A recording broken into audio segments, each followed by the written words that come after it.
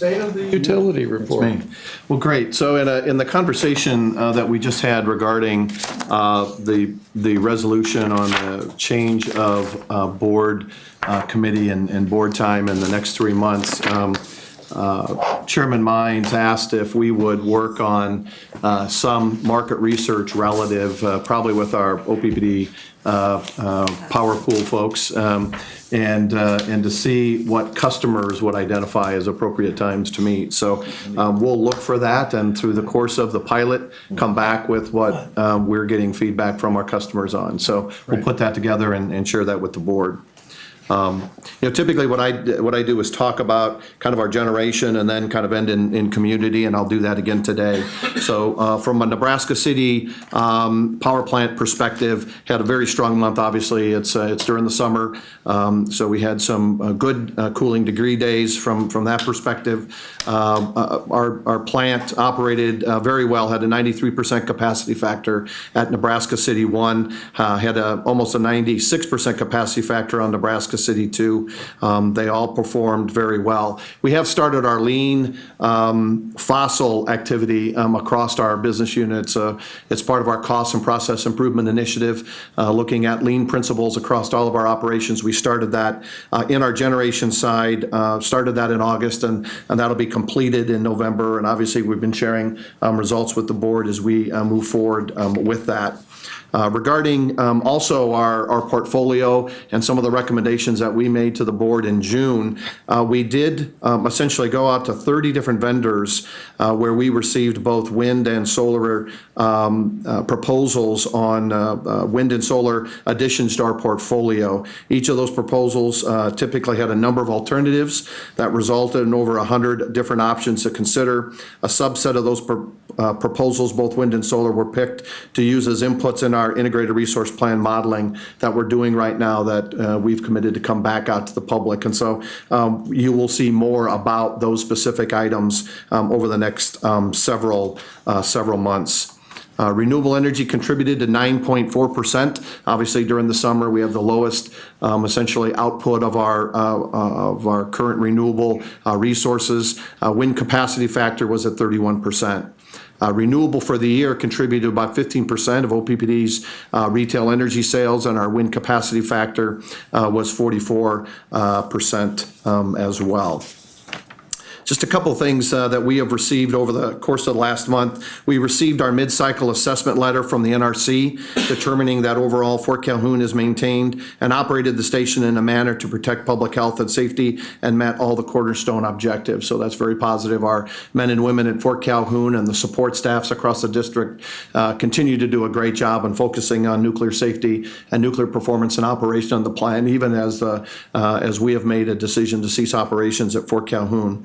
I will also share as well just a kind of recent news we received from the Institute of Nuclear Power Operators, a letter yesterday that said we are no longer considered a special focus plant under policy note 14 because of our increased process improvements and our increased performance at the plant. That has to do with an assessment that was done earlier this year and an ongoing assist visit that occurred just in the last month.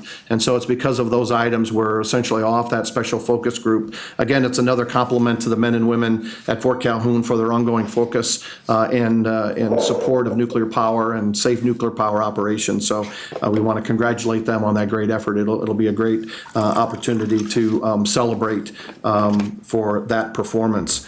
Relative to our generation, I talked a little bit about our renewable capacity and our energy. The Grand Prairie Wind Project is essentially going to be, it's currently underway. It's going to be energized to the grid this week. And essentially we'll have commercial operations as expected by November 30th of 2016. Just a little bit about that project. It's a 400 megawatt project. It's outside of our service territory in Holt County, Nebraska, approximately 10 miles northeast of the town of O'Neill.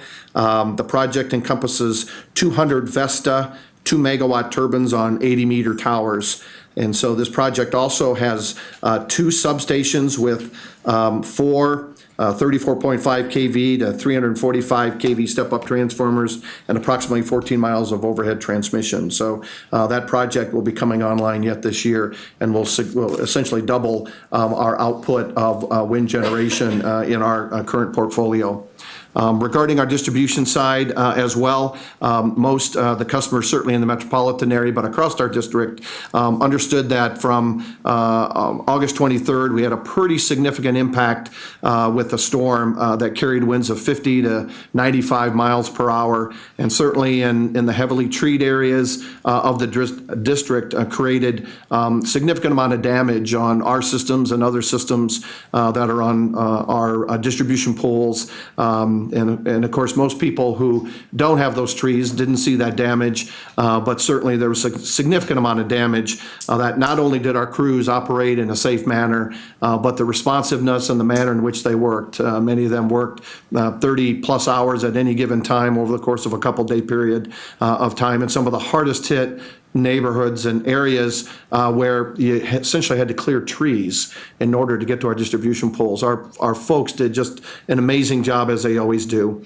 And along with that, on the customer service side, we essentially answered over 7,000 customer outage reports. 27% of those kind of came through our call center. The rest of them essentially went on a variety of our different channels, mobile apps, internet, our IVR. And so we also responded very well from our call center perspective, and the communication that we had with the media and the community regarding that.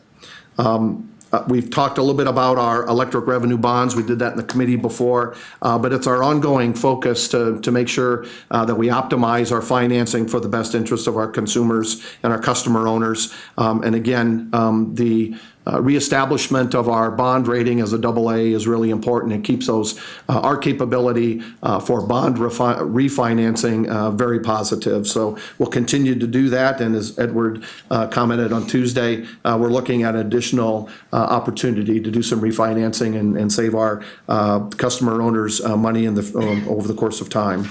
This year's annual Swigert Golf Tournament was attended by approximately 260 golfers and raised more than $18,000 for the OPPD's Energy Assistance Program. What we did this year was take the proceeds of that golf outing that was sponsored by OPPD and essentially dedicated to the Energy Assistance Program. We're certainly going to continue to do the scholarships, in case of folks in the second row here we're still going to fund those scholarships that you're going to get awarded very shortly here. Because of the fund that we currently have, we're able to do that and also support the Energy Assistance Program with additional $18,000. And then just a week or two ago, we had over 75 OPPD employees and retirees that were recognized for their participation with the Partnership for Kids. It's a mentoring and Go Buddy program, which really focuses on working with both grade school and elementary and junior highs and high schools in both a goal buddying and a group mentoring program for really underserved students, and helps them create a foundation for success from kindergarten to their career. And we certainly have actually hired some of the folks now that have actually gone through this program at OPPD, and we're really proud of the work that our employees do in the community. And with that ends my State of the Utility. Thank you.